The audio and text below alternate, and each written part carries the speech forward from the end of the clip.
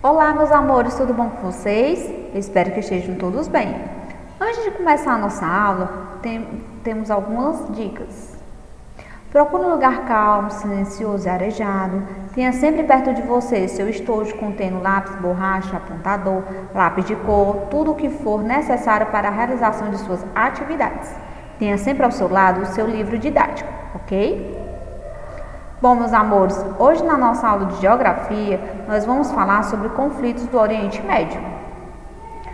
O Oriente Médio é uma região do planeta localizado predominantemente num continente asiático e um país na África.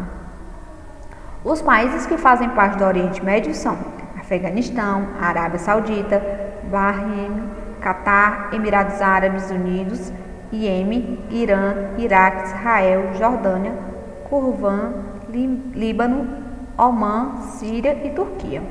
Praticamente todos os atuais conflitos regionais do Oriente Médio estão relacionados de alguma forma aos desenvolvimentos políticos do pós-Segunda Guerra Mundial. A criação do Estado de Israel foi criado após a Segunda Grande Guerra Mundial, em 1948 pela ONU, por meio de uma divisão territorial em 1947, que ficou conhecida como a Partilha da Palestina, ficando os judeus com 56,5% do território e os árabes com 42,9%. Os territórios da Cisjordânia e da faixa de Gaza foram inicialmente destinados aos árabes que viviam na Palestina, e a área entre o Vale do Rio Jordão e o litoral do Mediterrâneo foi cedida aos israelenses. Esse foi o primeiro conflito gerado após a criação do novo Estado. A guerra foi vencida pelo Estado de Israel e milhares de palestinos tiveram que se refugiar em países vizinhos, devido ao controle territorial de Israel de 75% da Palestina.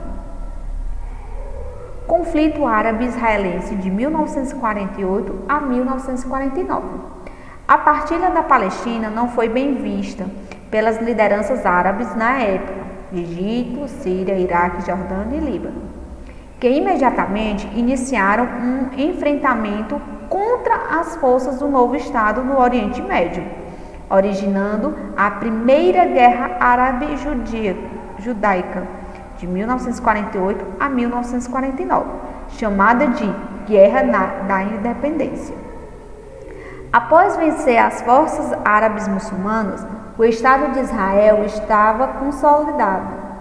Como consequência desse primeiro embate, milhões de palestinos tiveram que buscar exílio, refugiando-se em países vizinhos, especialmente no Líbano e na Jordânia, mediante a expansão territorial de Israel, que passou a controlar 75% da Palestina, desrespeitando os limites impostos pela ONU na partilha de 1947.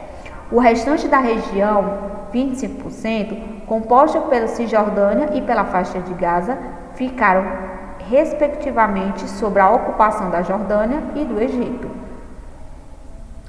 Guerra dos Seis Dias.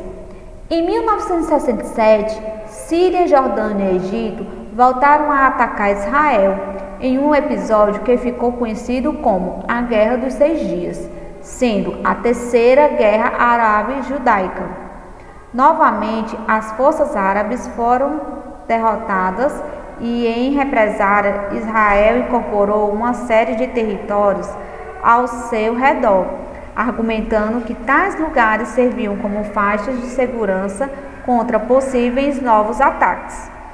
As áreas ocupadas foram a faixa de Gaza, no Egito, as colinas de Golã, na Síria, a Cisjordânia, na Jordânia, e a parte oriental de Jerusalém. Guerra do Yom Kippur, Dia do Perdão. Novamente, Egito e Síria atacaram Israel em 1973 durante o feriado religioso judaico Yom Kippur, Guerra do Yom Kippur, sendo a quarta guerra árabe-judaica.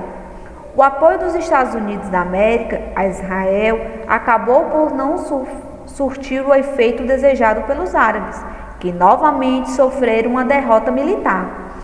A maneira que alguns países encontraram para retalhar o apoio dos Estados Unidos a Israel foi por meio dos países exportadores de petróleo. Iniciaram aquilo o que viriam a ser a primeira grande crise internacional do petróleo. Acordo de Camp David. Em 1979, por meio do Acordo de Camp David, nos Estados Unidos, mediante pelo norte-americano, a Península Sinai foi devolvida por Israel ao Egito, cuja devolução foi concretizada em 1982. Da parte do Egito, ficou acertado o acordo de não agressão a Israel e permissão para os judeus navegarem pelo Canal de Suez. O Egito, que além de respeitar o acordo de não agressão aos judeus, tornou-se importante aliado do Ocidente, além de combater avidamente a Irmandade muçulmana. A Cisjordânia e a faixa de Gaza passaram a ser alvo de políticas de assentamentos de colonos israelenses como forma afetiva de ocupação territorial às colinas de Golã e continuaram sob controle israelense. Intifada. Entre o período de 1987 e 1993, ocorreu a primeira intifada, levante popular, dos palestinos contra a ocupação israelense em Gaza e na Cisjordânia.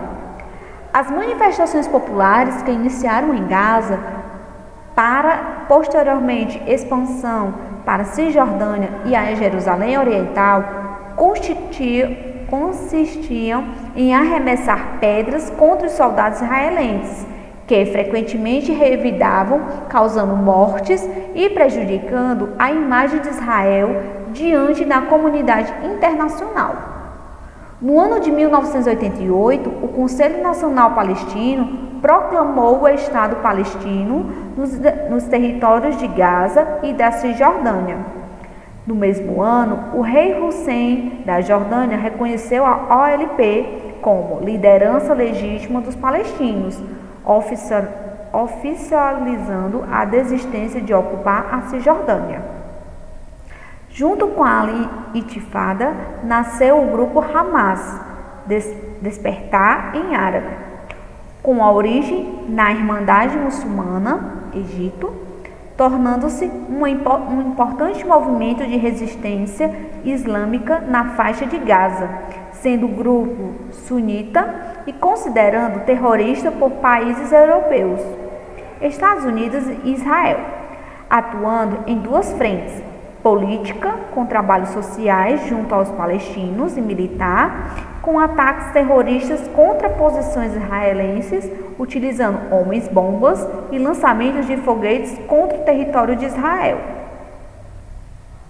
Os acordos de Oslo. Ele se refere-se ao conjunto de acordos firmado na cidade de Oslo, Noruega, em 1993, entre o governo israelense, representado pela figura de Yitzhak Rabin, e a Organização para a Libertação da Palestina, OLP, representada pela figura de seu presidente, Yasser Arafat. Tais acordos contaram com a mediação do então presidente dos Estados Unidos, a democrata Bill Clinton.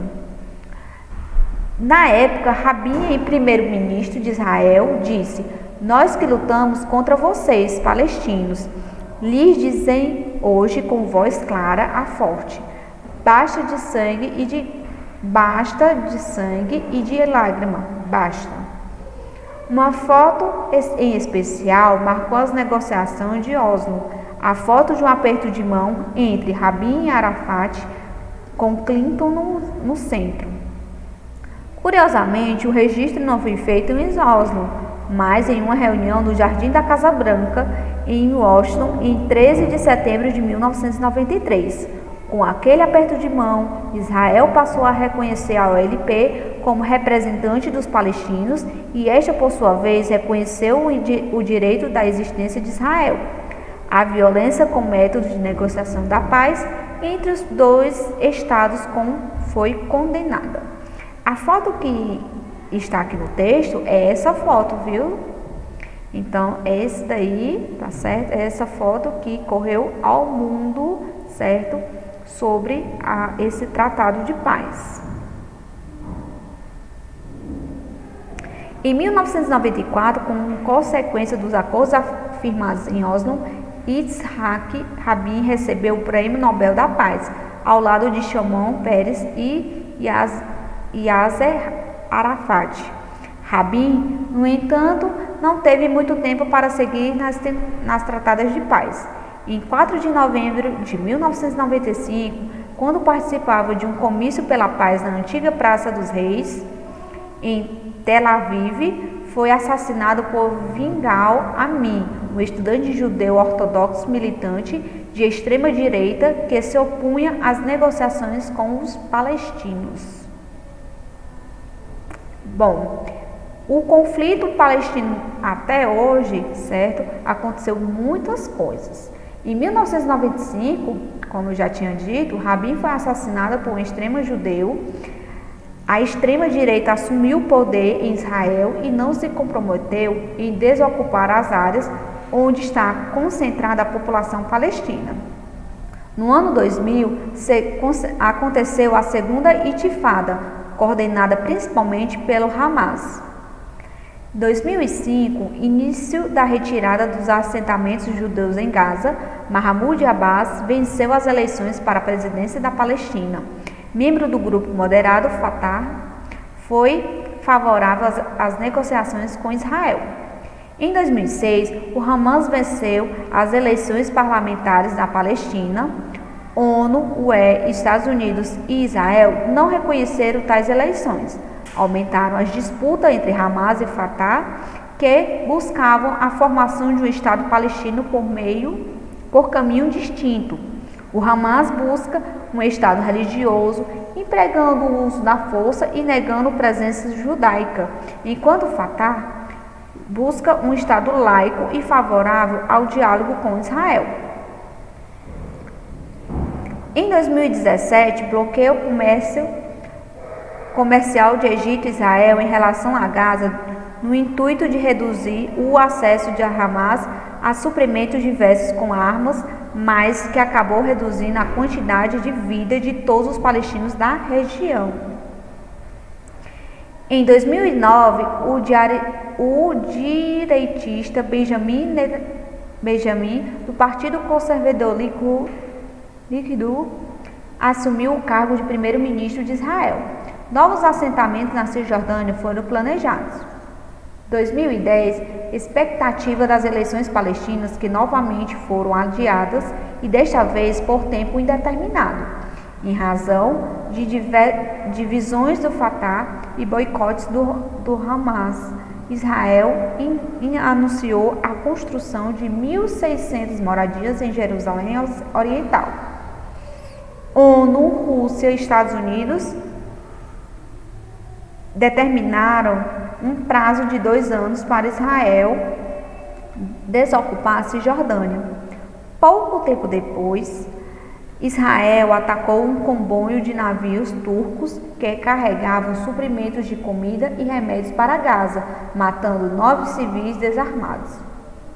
Em 2011, Hamas e Fatah assinaram para um diálogo a fim de eliminar suas diferenças políticas e estratégicas. O presidente estadunidense Barack Obama afirmou que o cenário ideal seria o retorno às fronteiras anteriores à Guerra dos 6 Dias.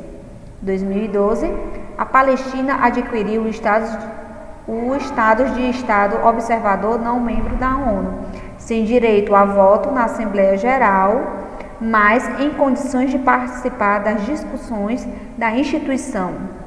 Em 2013, primeiro semestre, a eleição legislativa em Israel mantivera a concentração do poder nas mãos do Partido Conservador Likud, membro do Hamas e do Fatah, estreitaram laços a fim de criar um governo de coalizão.